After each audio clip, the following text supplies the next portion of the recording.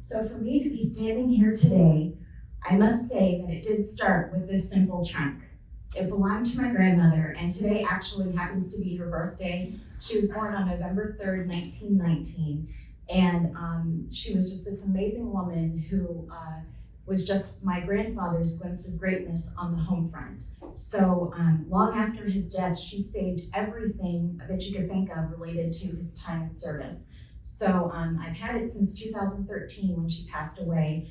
And I knew some of the things that was in it. I'd heard the stories, but honestly, with life and everything, I have 3 kids, my husband's in the military. So it was hard to have time to get to it. So finally, during the pandemic, I opened the trunk. It's not full right now, so my husband carried it in. But what I found was, of course, I put it in document protectors now, but letter upon letter from presidents, from naval aides to the president, from commanders of the US Navy, menus dated from Truman, Eisenhower, Hoover, and FDR, pictures upon pictures, just of everything related to my grandfather's time in service. But what struck me most, more than any of these, was this. There were a ton of these, and if anyone, depending on how old you are, the back of this folder says Murphy's 15 cents. And the way, it's not clipped or anything, you tie it together. But my grandmother had my grandfather's, like it was in the video, his original hand-typed manuscript. And I only have a few pages of it here today. I'm trying to, keep it preserved. But it's like very thin, like the onion skin paper, very thin. And then in addition to that, she had Xerox copies of the manuscript, like a ton of them, because she knew what an important story this was. Just pages and pages of the Xerox copies of the manuscript. So she knew what an important story it was. And her hope was that one day it would be revealed and made known. Now the book, when I put it together, it's just, a concise memoir of my grandfather's account. He didn't mean for it to be a history book or anything like that. It was just literally all of the things that he observed and his personal accounts of being behind the scenes of the presidents. So pictured here on the left is one of the many stewards' duties lists. This one is from the USS Williamsburg. And what strikes me about it is my grandfather writes in the book how all of the stewards that served the presidents were Filipino. And these are just names, tons of names. So I can't match all the names to pictures, but what I looked at was some of the pictures, especially as my grandfather was older during his, when he was getting closer to retirement. Some of the younger stewards on the bottom of some of the pictures that are kneeling down or sitting down, I estimated that they could be in their mid to late 80s today. So I'm trying to find some of the living stewards. And someone reached out to me on Instagram. It was a granddaughter of one of those younger ones, and he had just passed away in 2016. Her last name is Malapit, it's up here, but she was so excited because she didn't know what her grandfather had done in the Navy. So that is like another mission that I have. So that's what that is. And then just on the right is just, it's a letter from the White House to Chief Esperancilla from the commander, and this was an invitation. He was saying, you and the other stewards are invited to witness the launching of the USS Nautilus. That was during Eisenhower's presidency. So my grandfather, he loved his homeland. He loved everything about the Philippines, but he felt a longing to serve America. So when he made the decision to join the Navy, you can go to the next slide. He made the decision to join the Navy when the big ship, it was the USS Noah, arrived in the Bay of Iloilo. He was born in Otan in the Philippines, and this was the nearest neighboring big city, Iloilo. And the ship came in, and he didn't even tell his parents, joined the Navy in 1925, and then from there, his new life began. You can go to the next slide. So for his first 4 years, my grandfather, Irineo Esperancilla, along with his fellow seamen, became accustomed to Navy life. He was a personal steward to admirals, serving in ports from the Pacific to the Atlantic, mainly aboard the USS Concord. This picture is typical of those serving aboard the Navy ships during that time. Filipinos and Americans, both officer and enlisted. And what I found was there wasn't a whole lot from his early time in service. He was young, he was 19 when he joined. So most of the pictures are later on, like maybe FDR and beyond. So this actually is my grandfather right here. So here's some of the younger Filipinos that I was talking about that I'm trying to find them. But you can go to the next slide. So this heading AWOL is not referring to my grandfather's hardworking parents pictured here, but he took his first long leave to see them in 1929. His grandmother was really sick at the time, and she ended up passing away, and he wanted to stay there for his burial. So he sent a wire message requesting an extension to his leave, but he did not receive a reply. But he stayed anyway to honor his grandmother. And then when he finally reported for duty, he was considered absent without leave for 2 days and 16 hours. This is the original copy of, they called it his specification of offense, pretty much saying that he was AWOL for that long. So when he returned, he was given 30 days of forced residence in the brig, which he was really upset. Of course, he thought his career might be over, but he was released after 15 days for good behavior. He was then told he would be reporting to Washington, D.C. So you can imagine both his excitement and gratitude when he arrived at the U.S. Naval Receiving Station and received his official assignment as one of the personal stewards for President Herbert Clark Hoover at his presidential retreat. And does anyone know the name of that camp for President Hoover? It's right here in Virginia, and he actually had the original booklet. It's called Camp Rapidan. So that's where he had his very first presidential assignment. My grandfather served as a steward when the President and Mrs. Hoover entertained guests, including members of the cabinet, and he was even there for General MacArthur's visit. He remembers that it was very important to him because they were discussing the defense of the Philippine Islands. He was among the Filipinos who prepared meals, maintained the rooms, serving in any capacity needed. One story was that the guests of Camp Rapidan always complimented Mrs. Hoover for the outstanding food and service. Mrs. Hoover loved the Filipinos, and she always took charge of them when they were there. And one time she brought the guests to the kitchen unannounced, where a Filipino baker was mixing cake batter with his hands. And her guests did not look pleased with that, but Mrs. Hoover said, "That's the only way to make a good cake." So on another occasion, Mrs. Hoover came to the kitchen, and Filipinos were making a Filipino dish called pancit. He named the actual, I don't want to mess up the pronunciation, but he named the kind of noodles in his manuscript. And she tasted some and then asked for a full serving.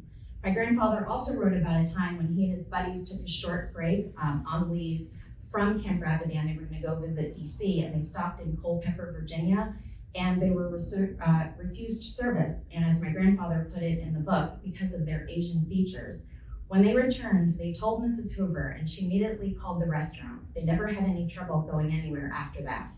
My grandfather also recalled a cracked chimney incident. And in the book, just read an excerpt from that, he writes, I remember one late rainy night, I heard the service bell ring for the Brown House. I jumped to my feet, and in no time, I was in the president's living room where Mrs. Hoover was waiting for me. I knew something was wrong because I smelled smoke. When I flashed my light around the chimney, we discovered a crack. The First Lady told me to go to the kitchen and bring back some flour. She made dough with the flour and some water, and together we patched up the cracked chimney. While we were working, she said, "Do you know when I learned this? When I was a Girl Scout." Sure enough, the smoke was gone in a few minutes. The boss slept peacefully during the cracked chimney incident. And he writes also in his manuscript how Mrs. Hoover was very supportive and advocating the Girl Scouts. So he has a couple other stories about the Girl Scouts in the book. So from Camp Rapidan, my grandfather was transferred to the presidential yacht Sequoia, which was anchored near the Navy Yard in Washington. He was immediately assigned as the president's personal steward. So when he first came aboard the Sequoia, when the president did, FDR was talking to my grandfather and asked him his name. And my grandfather, trying to check his Filipino accent, he said, "Esperancilla, sir." And FDR was like, never gonna be able to pronounce that.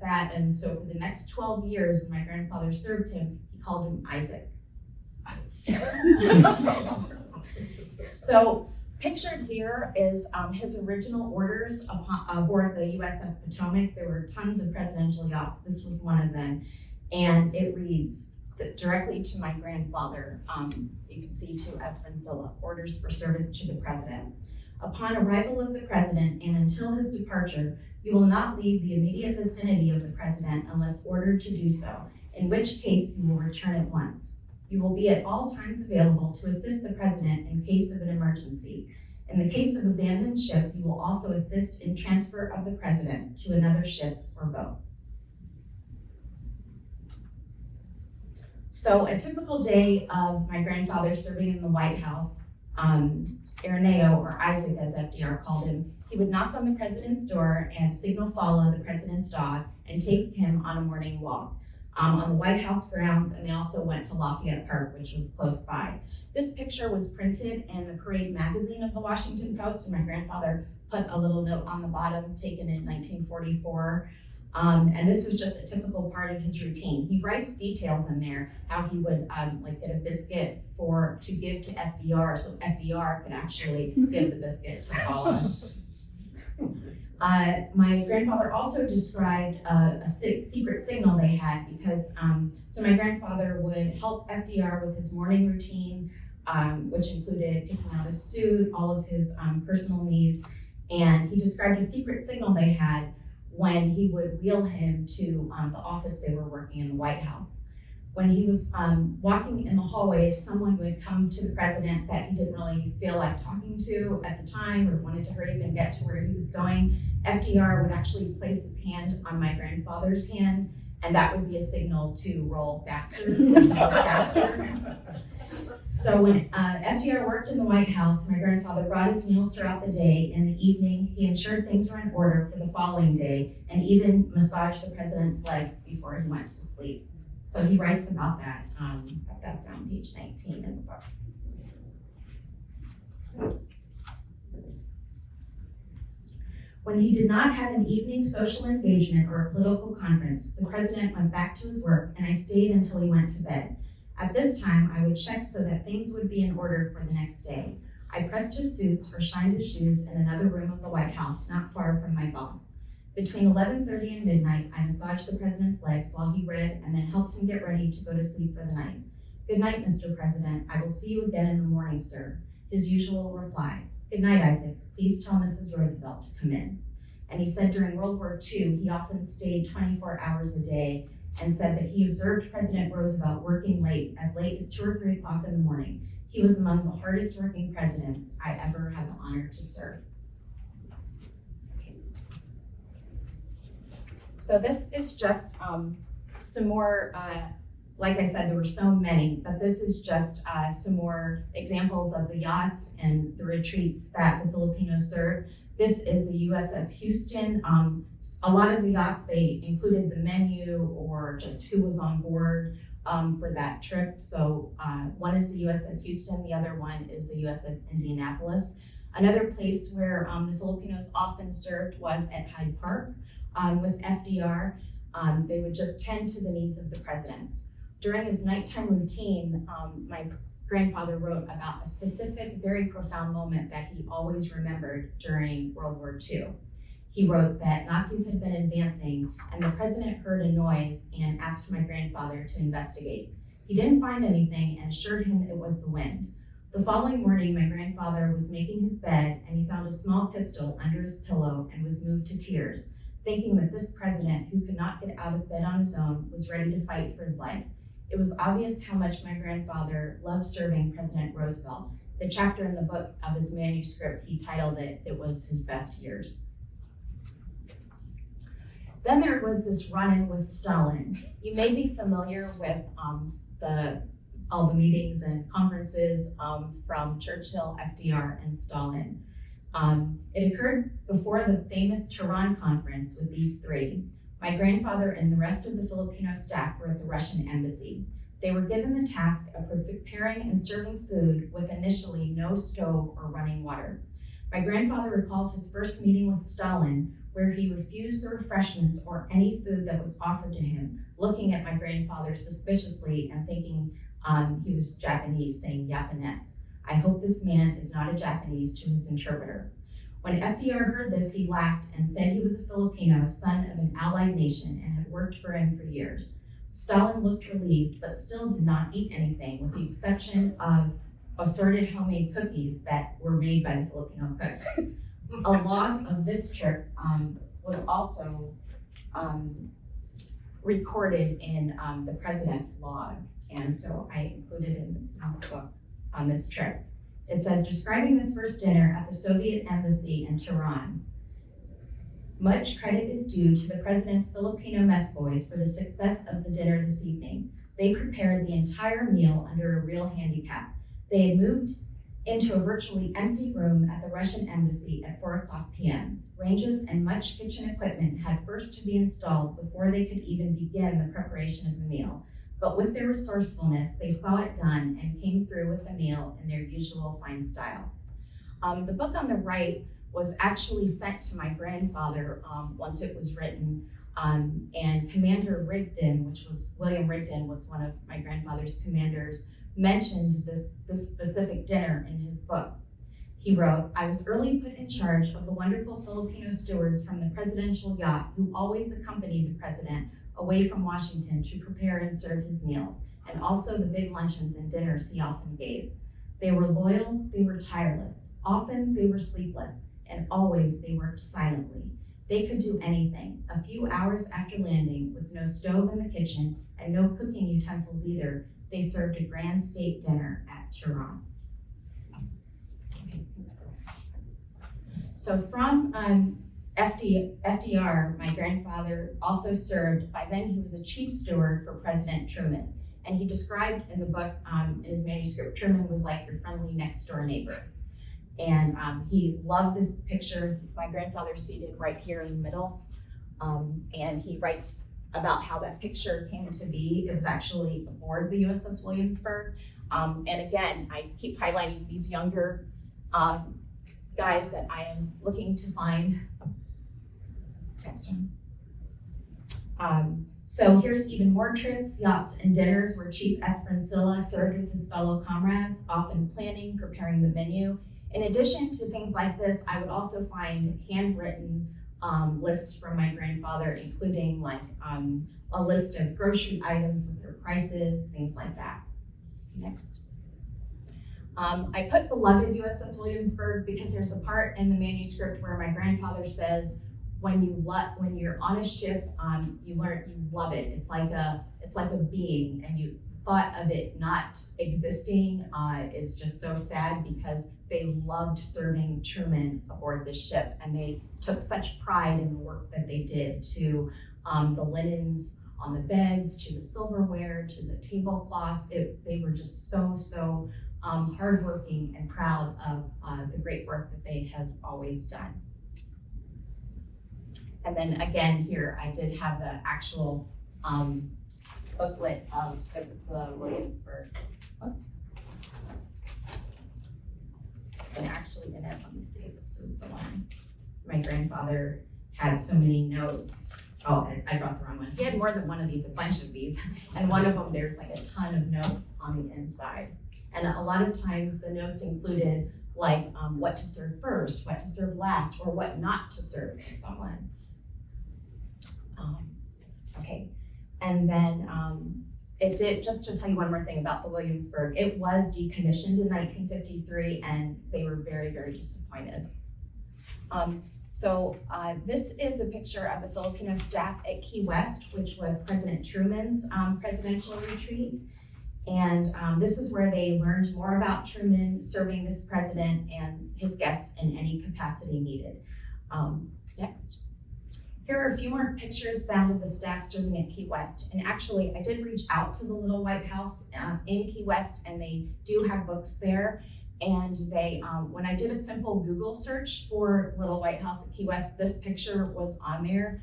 So President Truman was in the chow line for lunch, and that's one thing. My grandfather always noted that Truman, he did so much behind the scenes that my grandfather would say like personal things about the presidents. And one of them was that Truman did not want anyone to, be called to attention or anything. He got in line like everyone else, when they had meals, so he didn't want to be served or anything like that. And it was very, the stewards were used to serving the presidents in such personal ways. It was like President Truman wanted to do those things on his own, and I'll show you that in a minute. Okay.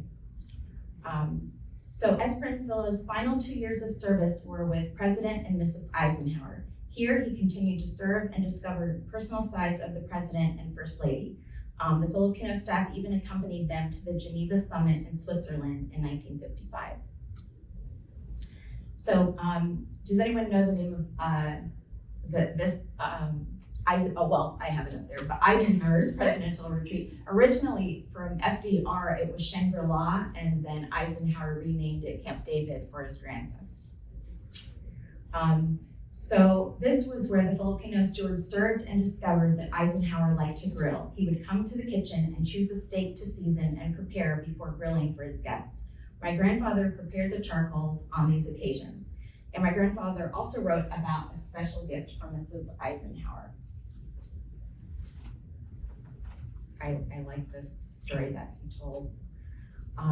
One day at Camp David, Mrs. Eisenhower gave us a gift that brought joy to our hearts. She came to the camp for the weekend with President Eisenhower, and the First Lady presented us with a basket full of fresh mangoes, a favorite fruit of every Filipino. What gave her this thoughtful idea? I immediately remembered that at the beginning of the president's military career, he spent some time in the Philippines with General Douglas MacArthur. Mrs. Eisenhower was there with him and experienced the terrible heat of summer in the Philippines. She also learned from our native population to love the tropical fruits during her time there. It was hot that weekend when the First Lady gave us the touching gift of mangoes, and we were profoundly grateful for her thoughtfulness. Okay. So this was my grandfather's final picture with the president. It was July of 1955, and it was actually my grandfather's very last day in the Navy. And everyone knew it, and even President Eisenhower, when he was golfing that day, and my grandfather was the one, collecting golf balls, giving out towels. And when they finally came in, the president looked at my grandfather and he's like, what's that? I hear you're leaving us, Chief. And then they had a nice conversation about how my grandfather wanted to, after he retired, he wanted to be able to get a job before he turned 50. So they had a little conversation about that. And he felt that Eisenhower had great understanding and empathy for those serving in the military. So after retiring, an article in Look magazine describes a few of my grandfather's untold stories. And I actually have my grandmother, of course, had a couple of copies of this. So I like the way that he kind of described it. Actually, all of them are one president except for one, but it starts saying, after 25 years in the White House, a former chief steward tells about the president who kept a gun under his pillow for protection against assassins. So that was FDR. The president who brushed his teeth in salt water chased by a shot of whiskey. Does anyone know who that might be? It was Truman. It was Truman. It was Truman. The president's family that had a dinner table with watermelon seeds. Yeah. Hoover. No, that was actually Truman. And you probably guessed this one, the president who washed his own socks every night. True. Yeah, and I think the author of this, those were the stories that stood out to him because they were, I thought it would be like one for each president, but it was FDR and then all the rest Truman.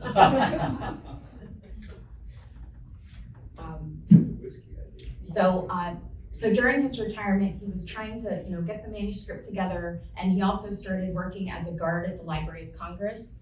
It's him right here. Okay.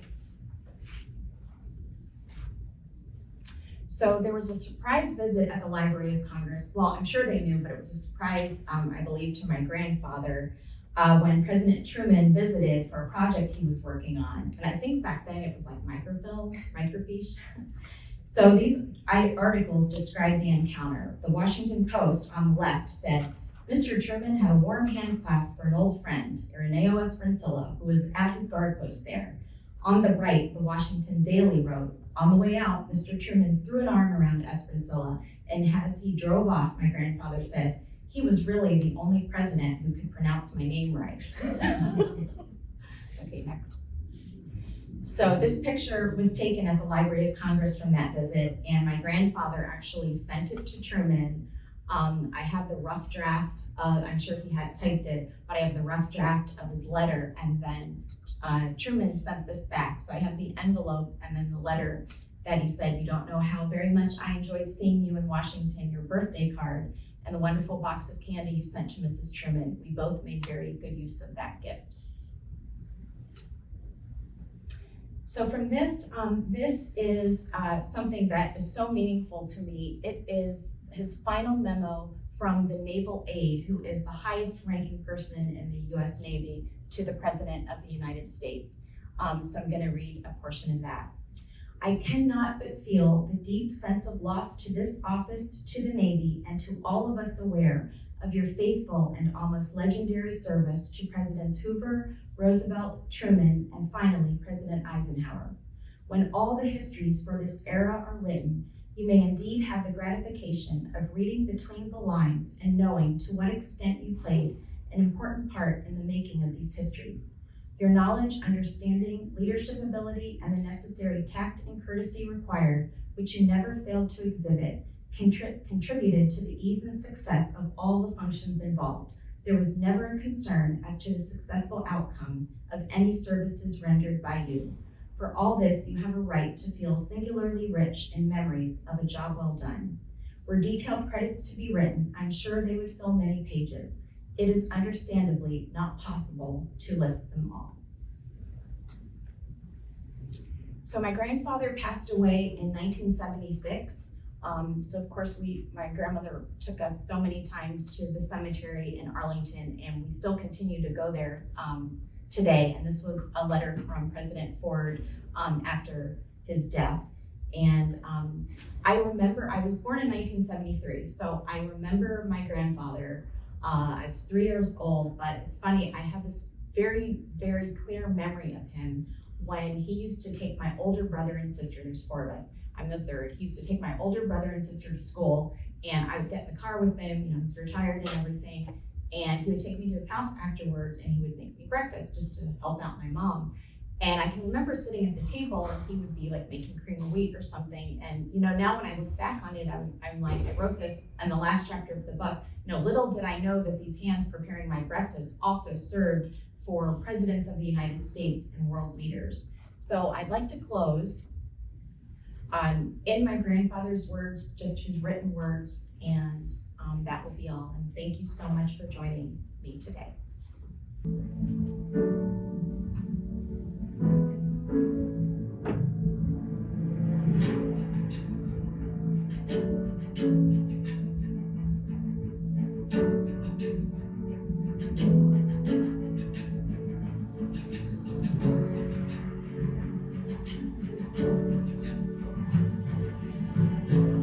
Just one note about the picture that you've seen more than once. This picture my grandmother proudly displayed in her home until for as long as I can remember. So that's the picture I wanted to start with and end with. So please feel free. I have pictures up here, and if you would like to see any of the documents or anything, I have that too. So thank you so much. Or any questions? Yes, sorry. Your grandfather looks like he was not a very large man, and FDR was. So did he have help getting him in and out of bed? I believe they had a routine. He talked about, swinging his legs over the bed and, things like that. And actually, just through looking at pictures and as my grandfather's writing, as FDR became more sick, he became very frail, and probably not as heavy. Yes. Kind of following up on that, did he ever go to Georgia to the Springs? Or I know that Roosevelt went down there for treatment. Right, he did not, I did not read anything about Warm Springs. There are some accounts, so when FDR passed away in Warm Springs, my grandfather, that was actually right after a trip, and he writes in the book how he had a conversation with FDR, and FDR actually told my grandfather, "You look really tired, take some leave," and my grandfather did. So of course, he heard of his death on the radio and was just so heartbroken and then rushed to the White House. But there are some accounts, I know there was a Filipino steward there, I don't know which one it was, but it does say that someone carried him when that happened. Yes. It's interesting because we did an exhibition here several years ago working with a nursing student, a graduate nursing student, and he's interested in history. His family is Filipino. And he did a whole exhibition on the Filipino women who came over as nurses. And it's what is it about the Filipinos and wanting to come to America? Because in the late 19th century during the Spanish-American War, it was not particularly pleasant. So it's fascinating to me. Right. And we also, Virginia has the largest Filipino population on the East Coast. Right. Why is that? Yeah, I think honestly, in the beginning of the book, he writes about how his father was a farmer and he wanted him to be one, but an educated one. So that's why he sent him, to a school outside of his hometown. But it's like he had this hope of doing something more, and I think a lot of the Filipinos of his generation felt that, and a lot of people would say, cooks, stewards, attendants, those were kind of low positions considered in the Navy, and they were willing to do that, and they did such an excellent job at it. That's why, even though some of them, it may have sounded less than desirable of, we're making beds or something, but they did it with such excellence, and I think that's what drove them, to keep enlisting and working as they did. Thank you for sharing this. It's fascinating. Yeah, go ahead. I already know this because you told me, but what sparked you to sit down and actually compile this all together? Yes, so actually, it was time that I did not have, but then I gained during the pandemic. And I knew it was time, and I have to say, also, I don't know if I mentioned this, there's an organization in Washington, D.C., it's called Philippines on the Potomac. It's just a website, but now they are, the founder of it he's publishing a book also, but he was trying to find all of the Filipinos' ties to Washington, and he had reached out to me a while ago, way before the pandemic. I just couldn't make it to DC, to give more information. But he had been, even before this trunk, some of the information is kind of out there. You can find it, but you really have to be searching for bits and pieces. The one picture that is with Truman, that has been circulated a lot, but not like the whole story. So finally, during the pandemic, he reached out again. And then I was like, that I need to go through this trunk. So that's when I started. And, the book isn't very long, but it's just, I wanted it to be authentic and to be what he wanted in it and not add too much. So people are saying, oh, we should do another one, on all the Filipino stewards. And I plan to one day, but right now this is just his concise memoir of his observations and what he experienced. So we were talking about the pandemic. There were a lot of not good things about it, but some good things were not out of it. You mentioned the episode in Culpeper. Are there other moments in his story where he encounters that kind of discrimination? No, that was the only one, and that was the only one that I recall.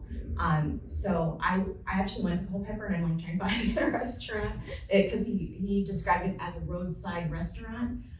So I don't know. But he didn't mention anything like that. He did say something about Mrs. Hoover though, just being very Mrs. Hoover. Yes, Mrs. Hoover, just being very just embracing and welcoming minorities. Like there was an incident of inviting some distinguished guests, well, the women of like congressmen to the White House for a party or something, and certain people were saying, "Oh, well, I'm not going to go if that person's there." And she was like, "Okay, then I'll have 2 lunches, so everyone can come." So he did take note of it, but he didn't mention any more discrimination. Did you have a question back? Yes. Have you used Library of Virginia databases? And I'm thinking of the one Fold, which is military records. I have not, to be honest. I have not. I've used it. My dad was military Navy pilot, and I've gone through it, and I have found just lists of names, and his will be in there. It's not helping me find what ships he was on. Would have been in the 60s, but he wasn't in the Philippines. I wondered if the paths had crossed, but they hadn't. Yeah, that would be interesting. But we do have a database called Fold. You can get to it, and it might be a good place. Yes. If you haven't looked at it yet. I didn't know about it until I see an email coming down.